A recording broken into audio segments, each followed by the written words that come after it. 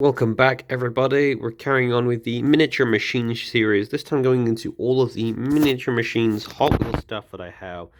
Regrettably, I don't have many of the Color Changers mini-series or a lot of the early stuff, but we do have these quite early ones, which are missing pieces, but this era, which is just Hong Kong, doesn't have a date stamp, but they have this era, which are quite old ones.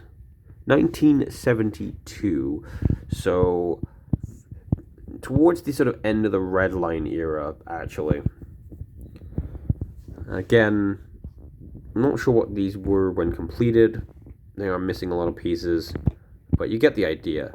They are a bit chunkier, they're mostly metal, but it was a very early attempt. Next, we have the micro vehicles era. It turns out I do actually have one from this era. I didn't realize it at first. Only twigged when I got the other ones later. We have this Ferrari. I think it's the F40, possibly. It's a bit damaged, but you know that. And weirdly enough, despite it being the same era as these, this doesn't have a front or a back tag. I don't know if it's supposed to, but it doesn't have either, which is an interesting omission. But these ones do. We covered this in the unboxing, but these are ones that connect together. The micro vehicles era. This might be just Hot Wheels Micro rather than micro vehicles, I'm not sure. But you can tell by the wheels they're clearly the same era. And none of these have a Hot Wheels stamp, weirdly enough. These ones did, in Mattel, these ones did not, which is a little strange. And then, of course, we have the Hot Wheels Atomics era, which goes in a lot more detail with things. I used to have a Hot Wheels set of this, like a few of the platform things, their world thing, similar to how Micro Machines does theirs. But we've, of course, got the likes of Twin Mill, Fandango, Vulture Roadster, the 40s Woody, So Fast, Power Pipes, etc. And of course, these had several teams. So you've got the bad guy team there with their skull symbol, and the good guy team with their star shield symbol. I don't know what the lore of that world was, to be honest, but it was cool.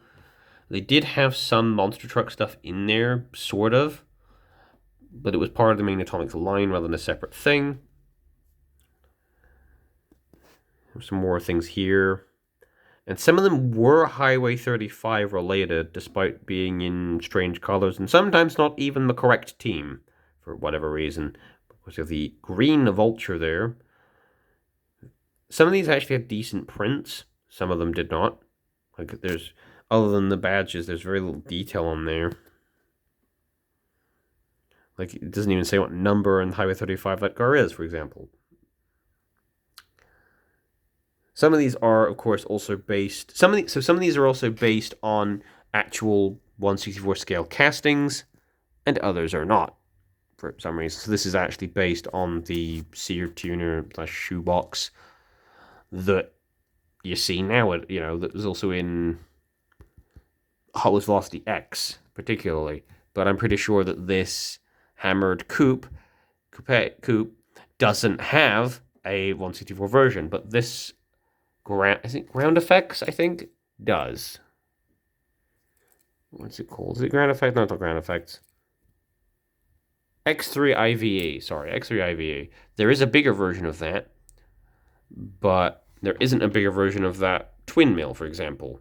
And there is a slightly bigger version of that Vulture Roadster, but it doesn't have that symbol on it. So there's weird remote variants even amongst that. I think that Mega Duty, because that is Mega Duty, despite having monster truck wheels, doesn't have a version like that and bigger, and it also doesn't have a monster truck version from what I understand. It's very weird. I think there is a version of that 40s Woody like that, maybe one of that So Fast, but again, it's a little weird how they have some of the miniatures have big versions that are the same even in livery, some don't. It's pretty strange. Anyway, we're moving on to our only Micromagnetics, which I think came out a little bit later.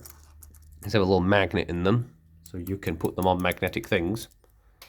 I don't have anything that's anything that's like ferrous metal. So, for example, they can connect to my clippers like this. And so that you could put them onto the magnetic track and they would hang upside down and wouldn't fall off loops or upside down track as easily. But I don't think they worked all that well because I think the same kind of magnetism that helps them stay upside down also stuck the magnet in place and slowed it down more because that's how magnetism works. Anyway, yeah. They didn't experiment with magnets much afterwards, although, to be fair, they didn't do much microscale stuff after magnetics, so... And then finally, these aren't technically the same scale or even thingies, but we did mention these in a previous video. You saw them in the Kinder Egg stuff. We, of course, have the interchangeable Hot Wheels cars that aren't based on any particular livery, and the smaller ones, which are, of course, Side Draft and whatever that one is, which I can't remember the name of. But yes, so that's the history, all of the micro or smaller scale Hot Wheels stuff that I own. Answer in the comments below if you know anything that I left out or that I simply set sections that I have missing. I know I'm missing color shifters, the color racers, mini ones. I can't remember what else that I'm missing. But beyond that, thank you guys for tuning in. Don't forget to comment, like, subscribe. Let us know what you think. Let us know what your favorite micro scale Hot Wheels car is. And we'll see you guys in the next video. Bye-bye for now.